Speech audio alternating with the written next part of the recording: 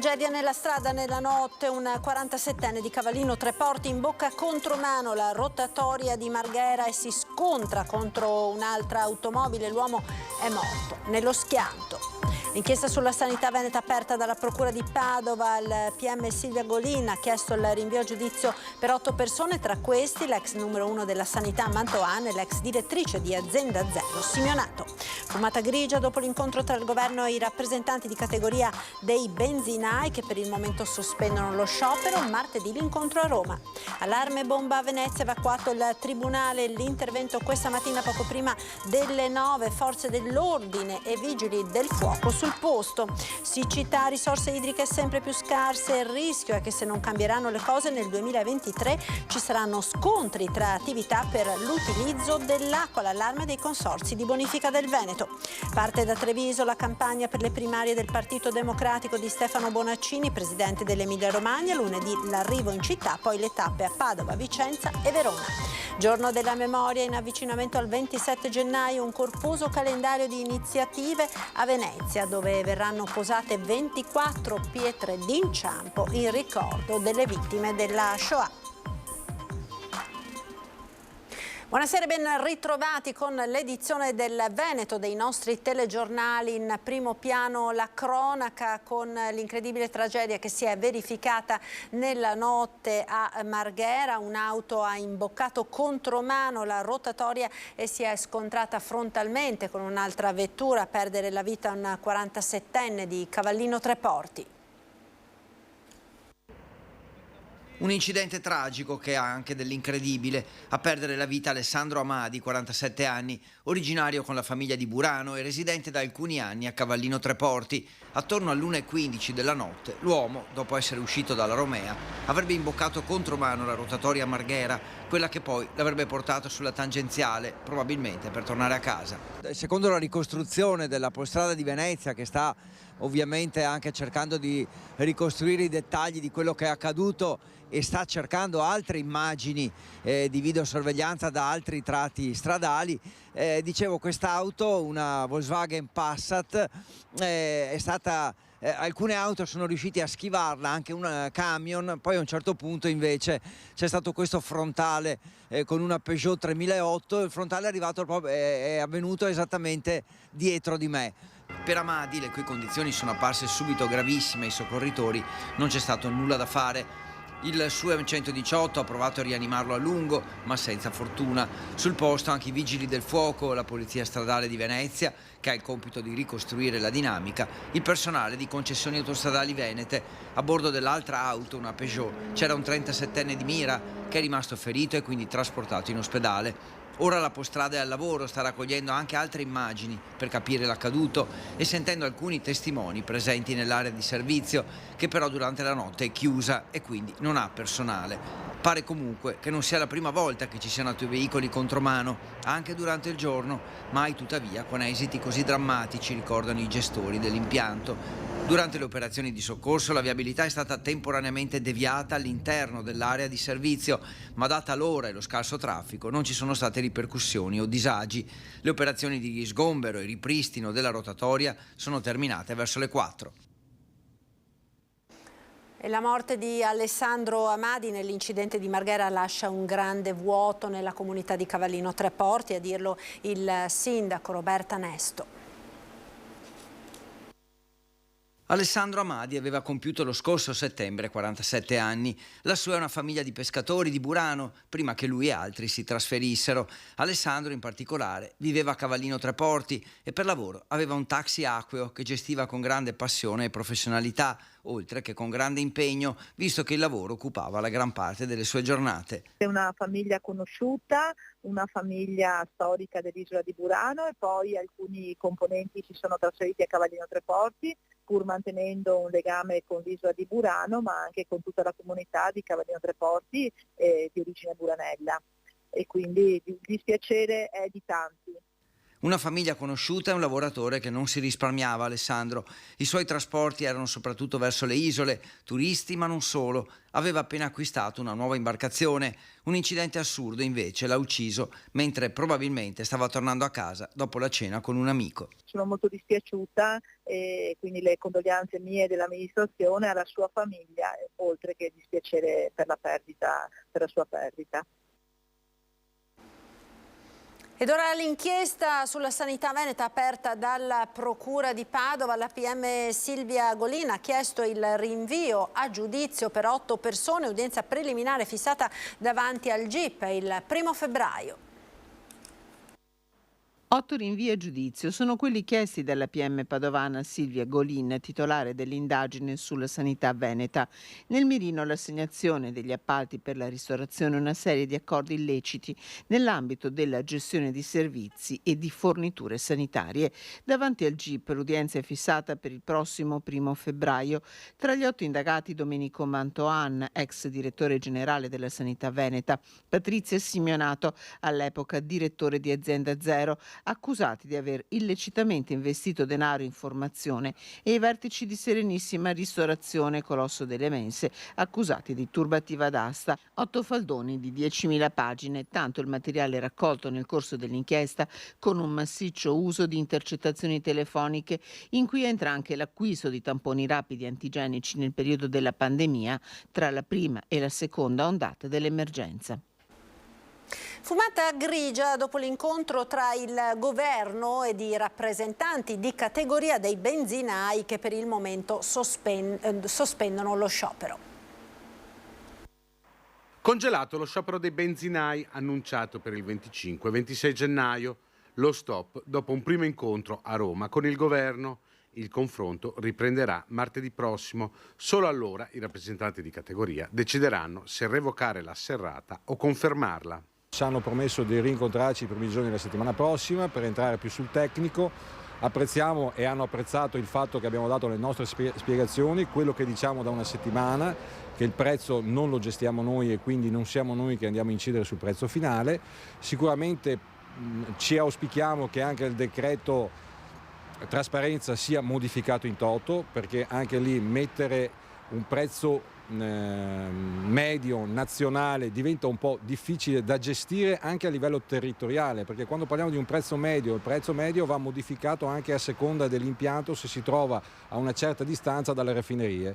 Sicuramente se si trova a 300 km i prezzi di trasporto aumentano e quindi il listino automaticamente le compagnie petrolifere sono costrette ad aumentarlo lievemente. Quindi la soluzione potrebbe essere di mettere un prezzo sicuramente medio nazionale sul portale del Mise, in modo che tutti possano andare a controllarlo. Metterlo sull'impianto crea solo confusione e sicuramente distrae il cliente da effettivamente quello che va a pagare.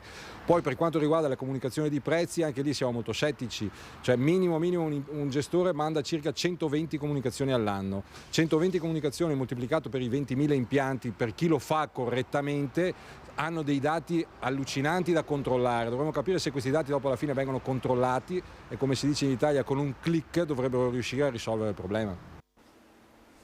Smantellata dalla Guardia di Finanza di Rovigo una maxi truffa con fallimento di aziende, 6 le misure cautelari disposte dal giudice per le indagini preliminari del Tribunale. L'accusa è associazione per delinquere, bancarotta, autoriciclaggio, truffa ed esercizio abusivo dell'attività bancaria. In manette anche un'avvocatessa. Le Fiamme Gialle hanno sequestrato complessivamente oltre 1.700.000 euro agli indagati. Tutto è iniziato con il fallimento depositato nel 2019 delle lavorazioni meccaniche Occhiobello SRL in liquidazione. Grazie alla segnalazione alla procura del curatore fallimentare incaricato dal Tribunale di Rovigo è stato scoperto un giro di aziende decotte che venivano fatte fallire creando illeciti proventi dagli indagati. Le perquisizioni a carico degli indagati sono state 15 e sono stati esaminati 70 conti correnti. Le località interessate sono 11, tra le quali Rovigo. In pratica venivano create delle società ad hoc e sulle società che venivano fatte fallire caricavano i costi. Lo schema adottato sulla fallita lavorazioni meccaniche di Occhiobello stava per essere replicato anche in altre società. Allarme bomba questa mattina a Venezia, evacuato il tribunale. Allarme bomba questa mattina alle 9 presso il Tribunale di Venezia e forze dell'ordine subito attivate quando una telefonata in cancelleria ha avvisato che un ordigno era pronto a scoppiare in un ufficio nel palazzo di Piazzale Roma.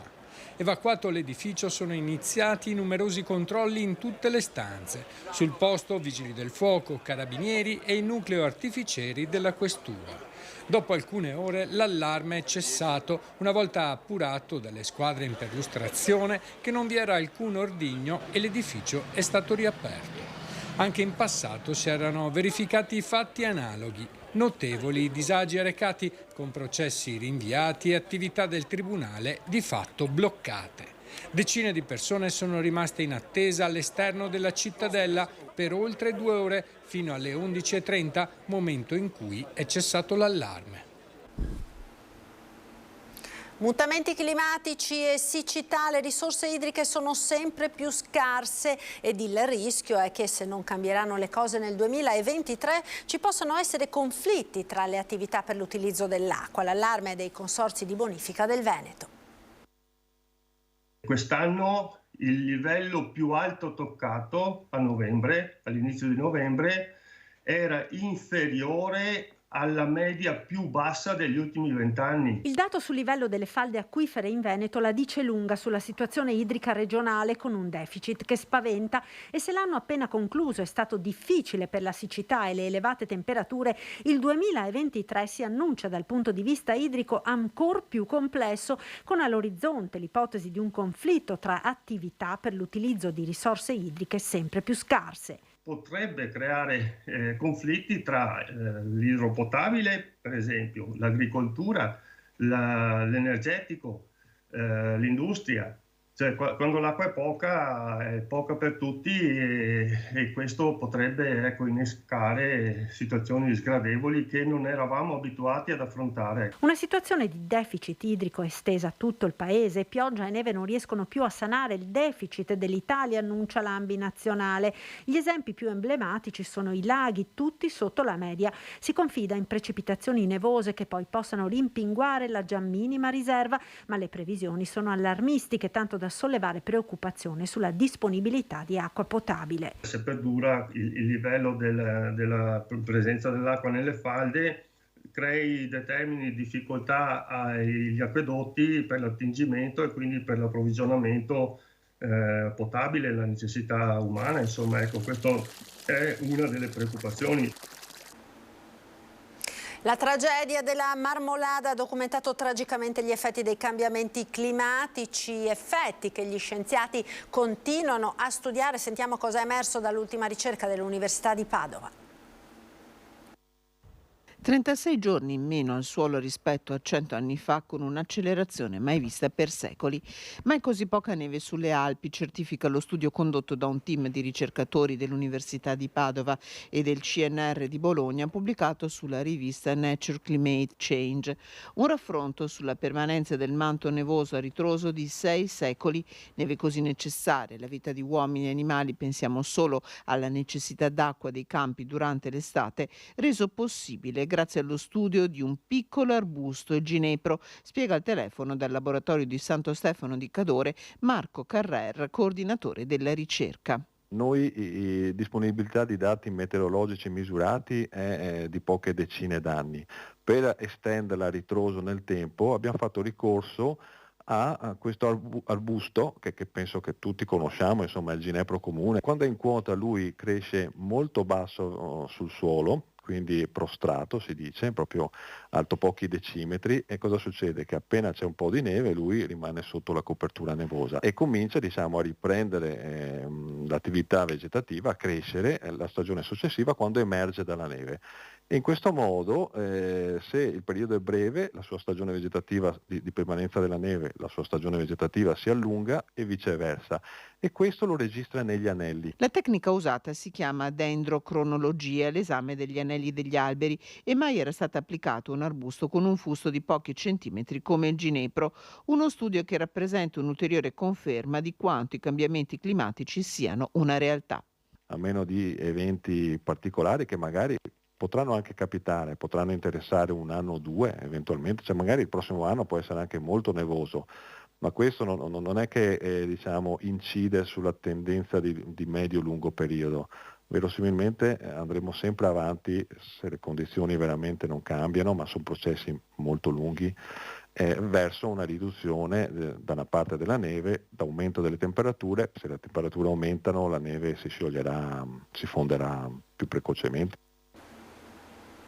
E torniamo sulla tragedia della Marmolada. La Procura di Trento ha depositato la richiesta di archiviazione. Secondo Luca Miotti, fratello di una delle vittime, è una decisione che sorprende. Sentiamo le sue parole. Luca Miotti ha perso il fratello Davide sulla Marmolada, dove quest'ultimo è morto assieme alla moglie Erika e ad altre persone nella tragedia del luglio del 2022. A oltre 6 mesi dal disastro, Luca si dice deluso dalla decisione della Procura di Trento di archiviare l'indagine perché il fatto non è stato ritenuto prevedibile dagli esperti incaricati di studiare l'immenso faldone. La decisione mi ha colto veramente di sorpresa, perché ero certo che dopo 6 mesi di indagini si sarebbe necessariamente arrivati ad una conclusione che avrebbe accertato, dal mio punto di vista, alcune responsabilità. La perizia disposta dalla Procura parla chiaro, ma Miotti chiede che venga fatta ulteriore chiarezza su quanto è accaduto, soprattutto prima della tragedia. Il mio obiettivo è contribuire a fare chiarezza e magari contribuire ad ampliare il dibattito sulla sicurezza dell'accesso non all'alta montagna, ma alla media e alla bassa montagna. Quello che io credo, quello che io penso è che sono 20 anni che si parla di crisi climatica, che i ghiacciai si assottigliano, che l'acqua corre a destra, a sinistra e sotto, e io sono sicuro dal mio punto di vista che queste condizioni di cambiamento dei ghiacciai non sono state conosciute, valutate e accertate. Miotti punta il dito sulla prevenzione, sulla sicurezza, chiedendo se sia stato fatto tutto quello che era possibile fare per salvaguardare le vite di chi si è avventurato sul mare di ghiaccio in quel giorno di luglio. Sappiamo che alcuni dei deceduti non sono morti a 3.000 metri, neanche a 2.000, ma in prossimità dei sentieri di uscita dalla passeggiata di quello che fu un ghiacciaio, e quindi sono stati colpiti dai massi e dalle rocce che provenivano dall'alto, ed erano in prossimità quindi della valle. L'anno prossimo succederà senz'altro altrove, in qualche altro ghiacciaio, oppure lo stesso in Marmolada.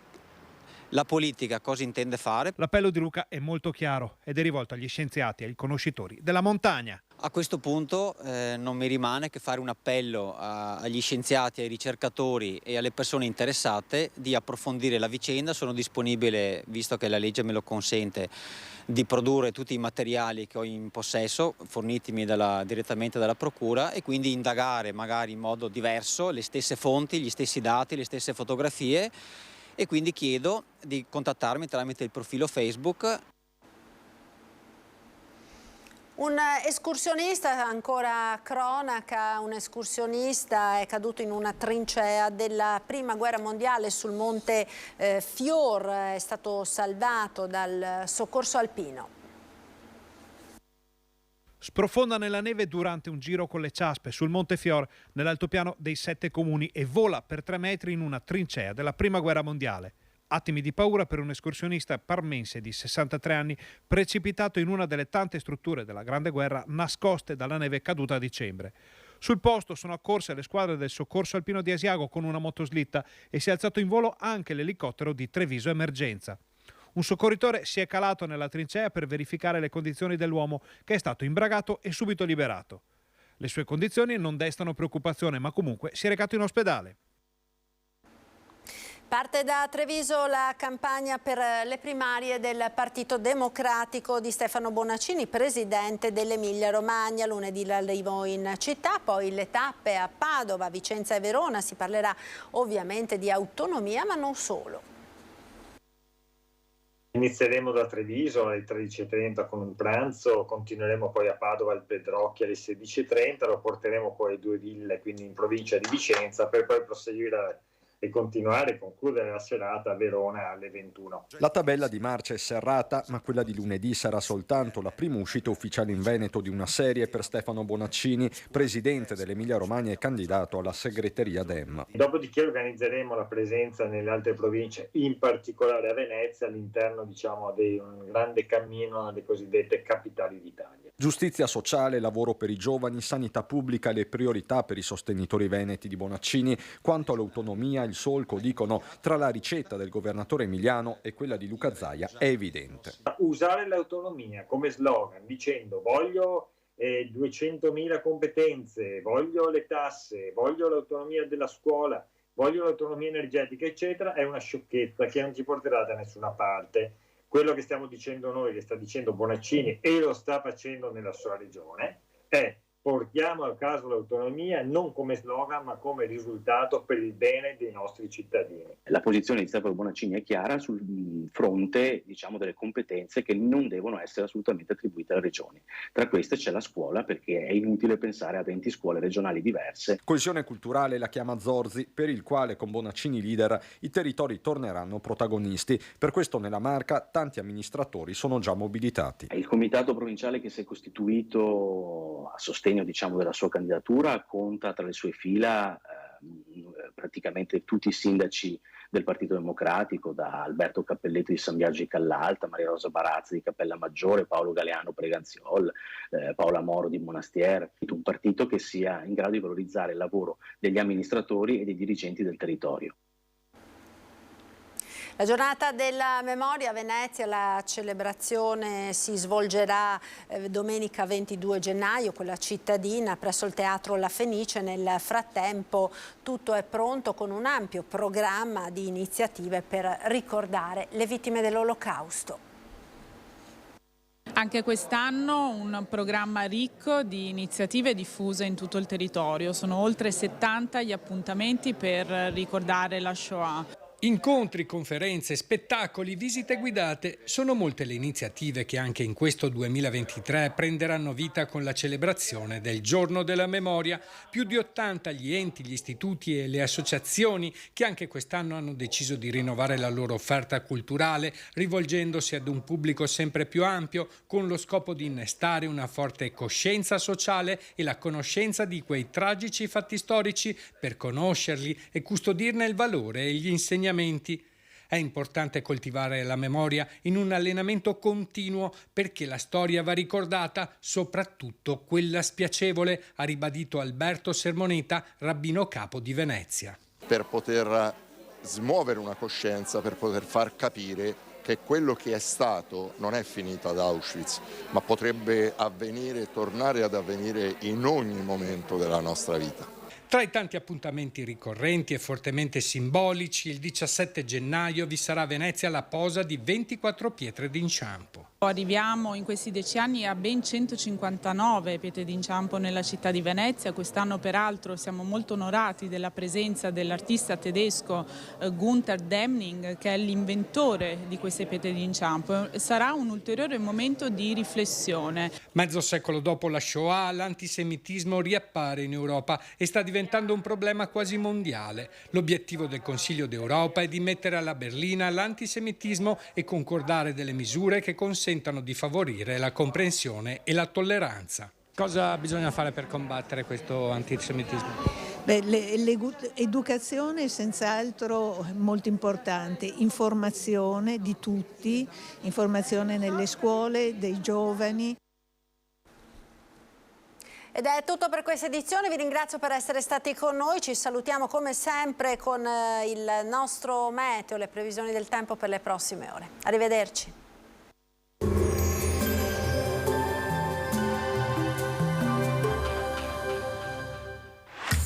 Non ammirare Vittorio Veneto, ma vieni a viverla.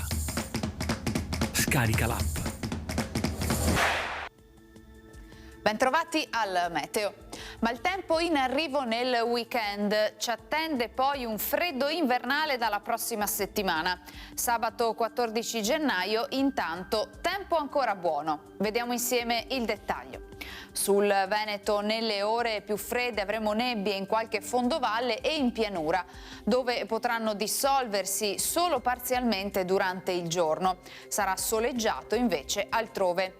Sulle Dolomiti, così come sulle Prealpi, permane un marcato pericolo di valanghe, grado 3 sulla scala europea di riferimento. Temperature stazionarie, minime tra -2 e 1 grado, massime invece tra 6 e 10 gradi all'incirca. Spostiamoci ora sul Friuli Venezia Giulia. Anche qui avremo un ampio soleggiamento con cielo sereno o poco nuvoloso e con possibili locali gelate in pianura di mattina. Temperature minime tra 1 e 6 gradi, massime sui 10-12 gradi. Infine diamo uno sguardo alla situazione del Trentino Alto Adige, dove sarà inizialmente soleggiato, con aumento però della nuvolosità nella seconda parte della giornata. Temperature minime intorno a -2-3 gradi, massime sui 10 all'incirca. Dal meteo di Antena 3 per ora è tutto, grazie per l'attenzione, arrivederci.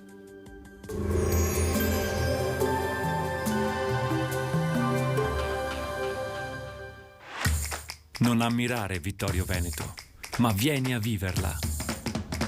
Scarica l'app.